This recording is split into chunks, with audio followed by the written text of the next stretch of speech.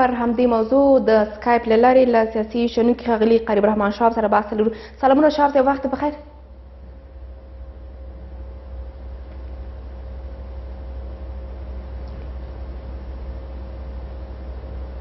بله شهاب صاحب زما اواز لرئ تاسو؟ ستاسو اواز راځي اغلی احمدزی. سلام تاسو او د ټلویزیون ټولو لیدونکو ته. بله شهاب صاحب، پیل به له دې وکړو که چیرې واک د غني او عبدالله ترمنځ ویشل کېده او داسې هم ویل شوي چې 50 سلنه به واک ورکول کېږي، فکر نه کوئ تر دې دمه پورې کومې سختې ورځې چې ولس تېر کړي دا په څه معنا کېدای شي چې اوس بالاخره واک هم د دوی ترمنځ نیمېږي؟ له لومړي سره کله چې د ټاکنو بهیر لا نه و پیل شوی دغه اندېښنه موجوده وه چې ښایي ځینې نوماندان بیا هم د نه منلو فرهنګ ته مخه کړي او یو ځل بیا د 2014 کال تجربه تکرار کړي. متاسفانه چې اوس افغانستان یو ځل بیا په همغې لوري باندې روان دی او همغه تجربه چې پخوا هم تکرار شوې ده یو ځل بیا تکراریږي. که چېرته د حکومت او د حکومت د چارواکو اراده له لومړي سره دا وه چې دوی یو ځل بیا واک 50 سلنه سره ویشي، و د دې اړتیا نه وه چې د افغانستان خلک، د افغانستان امنیتي ځواکونه او د افغانستان بودیجه په داسې یو پروسه باندې ولګوي چې هغه بالاخره نتیجه یې صفر ده. بنان دوی په اوسنیو حالاتو کې د خلکو رایو، د خلکو قربانیو او هغه لګښتونو ته چې د افغانستان له بودیجې وکړلې هغې ته هېڅ ډول ارزښت نه دی ورکړی او نه یې ورکوي. یوازې د خپل واک او خپلې څوکۍ د بقا لپاره دوی هر ډول معاملې ته چمتو دي.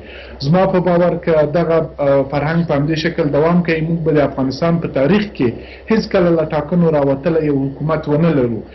دا په یو دود بدل شو چې هر کله یو کاندید ناکامیږي بل بریالی کېږي، هغه به د حکومت کې د برخې اخیستلو غوښتنه کوي. او له بده مرغه اوس شهاب صاحب خبره هم همدلته پیدا کېږي که چیرې د دوی ترمنځ له سره د معاملو خبرې روانوي چې ګواکې دوی به په خپل منځ کې معاملې کوي، فکر نه کوئ چې دومره مصارف چې د ټاکنو لپاره ترسره شو ولسونو قرباني ورکړه، بالاخره دوی راوتل خپله رایه استعمال کړه، د دوی رایه څه معنا باندې درلودی شي، د دوی رایه څه شوله، بالاخره ټاکنو ترسره کېدل یوه بابیزه غوندې نه د دوی تر څنګ نمایشي بڼه یې نه درلوده؟ که تاسو وګورئ په 2014 کال کې هم د افغانستان د خلکو رایه د ټاکنو برخلیک ټاکونکې نه وه او د جمکیري فیصله وه چې موږ ته یو د ملي یووالي په نوم باندې یو حکومت را جوړ کړه. عینا تجربه دا ځل په همغه شکل باندې تکراریږي چې د خلکو رایه به برخلیک نه ټاکي او نه یې ټاکلی. دا یوازې یو سیاسي جوړجاړی او هغه د ډیموکراسۍ په تابوت باندې هغه میخونه دي چې هره ورځ د همدغو مشرانو له لوري چې په افغانستان کې اوس د واک په ګدۍ ناستې وهلې کېږي. بنان دوی په یوازې د 2019 کال په ټاکنو تر 11 میلیارده ډېرې افغانۍ د ولس له بودیجې نه لګولې دي. که چېرته ضرورت د دې و چې تاسو یو ځل بیا جوړجاړی کوئ او واک 50 سلنه سره ویشئ، بیا مو ولې د خلکو د افغانستان د دغه فقیر او مظلوم ولس چې تقریبا تر 50% یې ډېر د فقر تر کرښه لاندې ژوند کوي، د دې دومره بودیجه او مصارف هم ولې په ټاکنو کول؟ په همدغه ټاکنو کې د افغانستان امنیتي سرتېرو عام ولس او رایه ورکوونکو قرباني ورکړه. آیا د هغوی وینه، د هغوی سرونه تویدل د دې معنا بیا څه وه؟ او بیا د همغه حکومت دوام چې تاسې په پخوا هم د واک سره ویشلی و، همغه یو جوړښت و، دوام به ورکړل شوی و. بنان دا یو پروژه ده چې په افغانستان کې نه غوښتل کېږي ټاکنې یو بریالی بهیر وسیږي او بالاخره به همدغه یو دود ګرځي چې هېڅکله به موږ له ټاکنو راوتلی حکومت ونه لرو.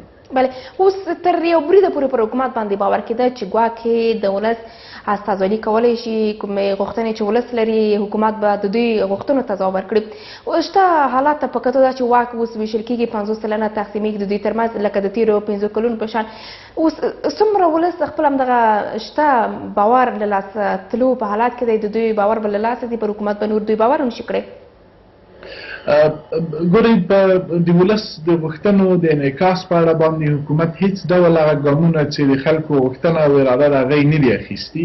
په حکومت کې اوس یوازې هغه کسان چې بهرني پاسپورټونه او د بهرنیو سفارتخانو او هیوادونو نږدې کسان یې هم دندې لري او هم د افغانستان د خلکو په برخلیک باندې حاکمیږي.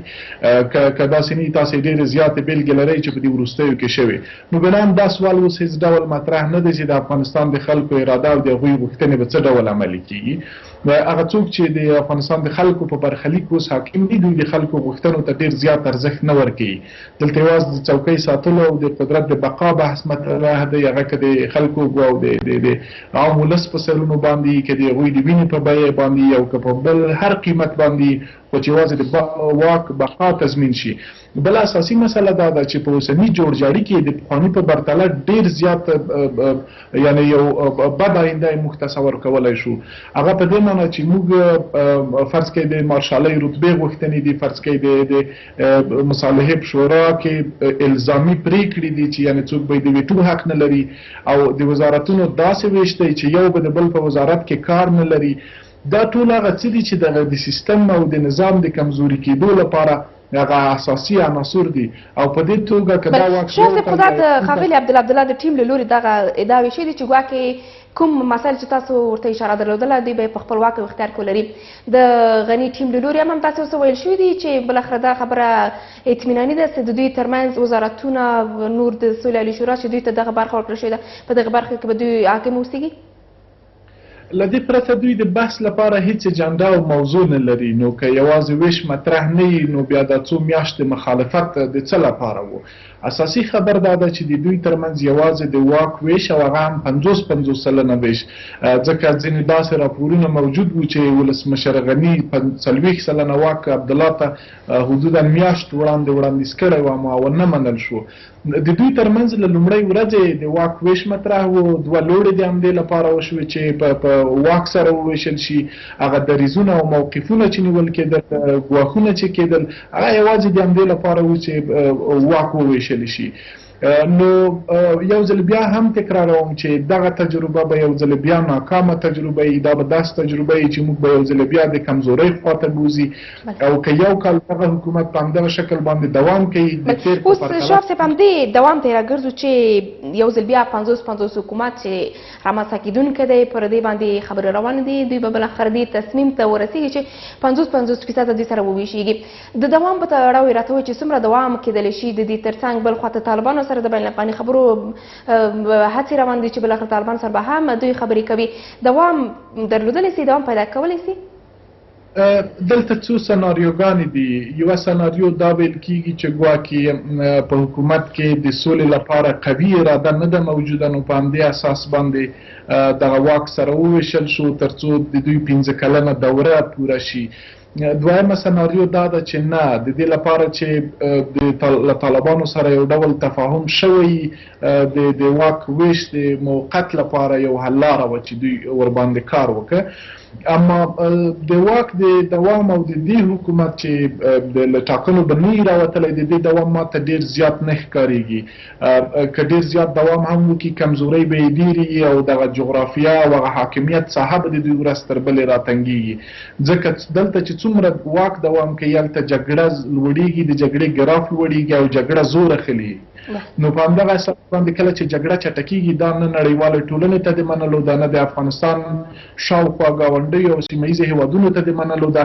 حکومت به تر بېلابېلو فشارونو لاندې او په دغه اساس باندې به بالاخره دوی یوې حل لارې ته ځي. اما تر ډېره اراده د حکومت په لوړو پوړونو کې د سولې لپاره نه لیدل کېږي، ځکه په کوم تړون چې لاسلیک شوی و د دوحې تړون، د هغې مطابق تر اوسه د سولې لپاره هېڅ ډول عملي ګامونه هېڅ لوري نه دي اخیستي. نو که همدغسې وخت ضایع کېږي او بالاخره موږ به رسېږو د حکومت 2 یا 3 کلونو ته چې هغه وخت به بیا موږ ډېر زیات کمزوري شوي یو له سیاسي، اقتصادي او امنیتي پلوه، او د نړیوالې ټولنې تمرکز هم ورځ تر بلې پر افغانستان باندې کمیږي. که تاسو له 2001 نه تر اوسه پورې د نړیوالې ټولنې هغه توجه ګورئ افغانستان ته تر ټولو لږترین حد ته رسېدلې ده.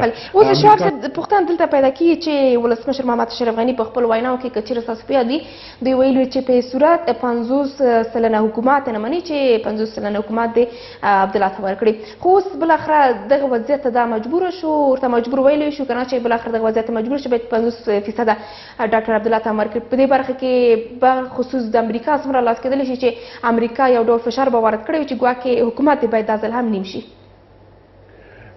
اصلي دسیسه خو بیرته هم د امریکایانو ده، خو لیکن ولسمشر غني مجبوره نه دی. ولسمشر غني د واک کې د پاتې کېدو لپاره هر ډول معاملې ته چمتو وو. یوازې د امریکایانو په رول هم درته خبرې کوم، هغه دا چې دوی به کله راغلل اجرایي رئیس، پخواني اجرایي رئیس سره به جلا خبرې کولې، له ولسمشر غني سره جلا. دواړه به یې هڅول چې په خپل موقف ټینګ ودرېږي او بالاخره یې جوړجاړي ته سره ورسول. زما وروستي معلومات دا دي چې حتی د امریکا ځینې لوړپوړو چارواکو ولسمشر غني ته پیغام ورکړی و چې له دې پرته چې ته له عبدالله سره جوړجاړی وکړې بله هېڅ لاره نه لرې، یعنې بل ډول هېڅ حکومت موږ ته د منلو نه دی، ته باید یوازې له عبدالله سره جوړجاړی وکړې. د دې معنا دا ده چې د نظام او د حکومت د تضعیف لپاره امریکایان اساسي عنصر دي او د جګړې د دوام لپاره د همدغسې یو کمزوري حکومت رامنځته کول یو اړین او ضروري ګام دی. یو بل د ولسمشر مجبوریت موږ ډېر نشو ورته ویلی. ولسمشر خو ډېرې زیاتې وعدې کړې وې، دا خو ویل چې نه یې منم، اما پخ کاله مخکې دوی له د ملت سره ډېرې زیاتې ژمنې کړې وې. دوی خو په سلو ورځو کې 6,000 ښوونځي هم جوړول. دوی خو افغانستان له چین سره هم د ریل له لارې وصل کړی و. دوی خو افغانستان د اسیا څلورلارې هم ګرځولې وه. دې ته ورته زرګونه نورې ژمنې وې چې د افغانستان له خلکو سره شوې وې، ولې متاسفانه هغه دسترخوان چې دوی به ویل چې د خلکو په دسترخوان کې به پراخوالی راولو، نه یوازې دا چې د خلکو په دسترخوان کې پراخوالی رانغی، دسترخوانونه یې نور هم سپېره شول. او د افغانستان د خلکو په برخلیک کې داسې څوک حاکمان کړل چې هغوی د افغانستان له ولس، د افغانستان له خلکو او د افغانستان له ټولنې سره هیڅ ډول خواخوږي او همدردي نه لري. زه تاسو ته عملي بېلګې ویلی شم. فرض کړئ د کابل بانک غل و وتښتېد امریکا ته، اوس هماغلته خوندي اوسېږي، هېڅوک ترې پوښتنه نشي کولی. فرض کړئ د حج او اوقافو وزارت یو پخوانی غل و، لاړو په لندن کې اوسېږي، اوس هېڅ نوه ارزښت او هېڅ نوه محکمې ته قایل نه دی. وزارت مالیې ته یې په دې تورو 5 کلونو کې یو څوک راوستلي وو، اوس بېغمه لاړو په امریکا کې اوسېږي. دا ټول هغه نمونې دي چې ولسمشر غني همدغه خلک د حاکمانو او د تکنوکراتانو او د ټولنې د هوښیارانو په نوم باندې په موږ راوتپل، اما دوی د افغانستان خلکو د افغانستان ګټو ته هیڅ ډول ژمن نه وو. زموږ غوښتنه له لومړۍ ورځې همدغه وه، هغه څوک چې له دې وطن او له دې خلکو او له دې خاورې سره تعهد ونه لري، ژمنه ونه لري، د خلکو په درد او خوښۍ کې ځان شریک ونه بولي، هغه د دې وطن لپاره هیڅ ډول د خدمت جوګه نشي کېدلی.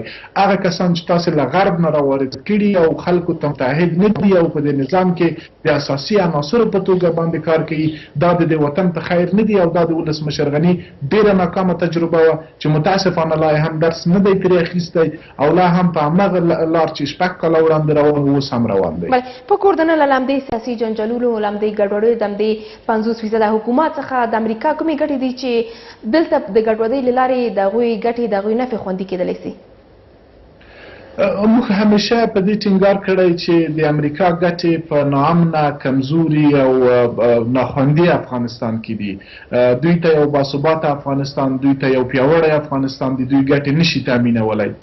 که دوی په د سیمې د کنټرول د ځینې نورو مسایلو او د منځنۍ اسیا او د دغو مسایلو لپاره افغانستان ته راغلي، دلته دېره شوي، نو هغه د دوی لپاره پیاوړی افغانستان د دوی هدف نشي پوره کولی. افغانستان باید کمزوری، افغانستان کې باید جګړه وي، افغانستان کې باید تاوتریخوالی، ترڅو هغه اهداف چې دوی لري، هغه پروژې چې دوی بله راګرځو وروستۍ پوښتنې ته څو پوښتنې غواړم چې په لنډو کې تاسو راته ځواب کړئ. چې یو اساسي موضوع په دې وکړه کې چې د غني او عبدالله ترمنځ کېږي، داسې ویل شوي دي چې امنیتي د ارګانونو ویش ته چې کورنیو چارو وزارت به عبدالله ته رسېږي، دفاع به غني ته رسېږي. که چیرې د امنیتي ارګانونو ترمنځ ویش کېږي، دا به څومره په امنیتي برخه کې کمزورتیا رامنځته کړي، څومره به د دې شاهدان موږ تاسو چې بالاخره امنیتي برخه مو زیانمنې شي. بله مسله چې یاده شوې ده د جنرال دوستم د مارشالۍ رتبه ده چې باید دوی ته رتبه ورکړي. په داسې اساس شرایطو کې فکر کوئ چې جنرال رشید دوستم د دې وړ دی چې باید دوی ته د مارشالۍ رتبه ورکړي؟ بالاخره شته حالاتو ته په کتو د جنرال دوستم د امنیتي برخو ویش، د دې ترڅنګ د عبدالله ته د سولې د مشرۍ ورکول، بالاخره وضعیت څنګه کولی شي؟ څه ډول وضعیت شاهدان به موږ تاسو معامله کې تر ټولو خطرناک بحث همدغه دی چې امنیتي نهادونه ویشل کېږي، ځکه دا به د امنیتي ځواکونو قصداً سیاسي کول دي. دا امنیتي ځواکونه چې تېر 20 کاله ورباندې پانګونه شوې ده، هغه سیاسي کوي او که موږ په راتلونکي 2024 کې بیا تر ټاکنو رسیږو که هغه هر ډول ټاکنې متاسفانه موږ به واحد امنیتي ځواکونه نه لرو او امنیتي ځواکونه به د خاصو جهتونو لپاره کار کوي. دا د دې معاملې تر ټولو هغه بد اړخ دی چې تاسو قصدا امنیتي نهادونه په سیاسي لوري باندې بیایي. که دوی هر څه معاملې یو ویش سره کولی یا امنیتي ځواکونه یې باید بېطرفه پرېښي وای. امنیتي نهادونه باید درې هغه بنسټونه وای چې دوی په هیڅ نوع معامله کې نه وای شامل چې متاسفانه دوی دغه ارزښت ته هم ژمن نه دي او نه د دې پروا لري چې امنیتي ځواکونه څوک دي او یا دا څه قرباني ورکړي یا د چا لپاره. د دوی لپاره یوازې موقتي څوکۍ او خپل شخصي ګټې او منافع مهم دي. د جنرال دوستم د مارشالۍ په اړه باندې تاسو ته بهتره معلومه ده چې په افغانستان کې په تیر 10 کلونو کې جنرالۍ ستر جنرالۍ او مارشالۍ هغه کسانو اخیستي دي چې هغوی د افغانستان په جګړو کې برخه اخیستې، کورنیو جګړو کې برخه اخیستې ده. هغوی تر ټولو نه ښه بلډینګونه لري. هغوی د افغانستان د خلکو سرمایې ښې لوټ کړي دي. دغه خلکو رتبې اخیستې دي. اوس هم دا هماغه د تکراري تجربه ده چې یو ځل بیا همداسې یو چا ته ورکول کېږي.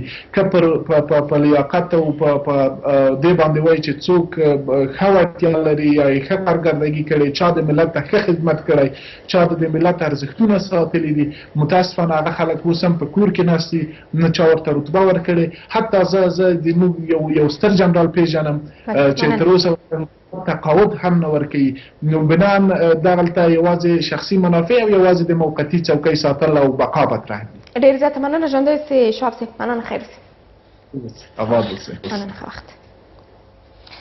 د سیاسي چارو شنونکی ښاغلی قریب رحمان شهاب د سکایپ له لارې پر شته حکومت ده چې 50 سلنه به واک ویشل کېږي پر همدې موضوعات موږ سره بحث درلود. اوس هم دمه اخلو او تر دمې وروسته بیا هم د خبرونو ادامه.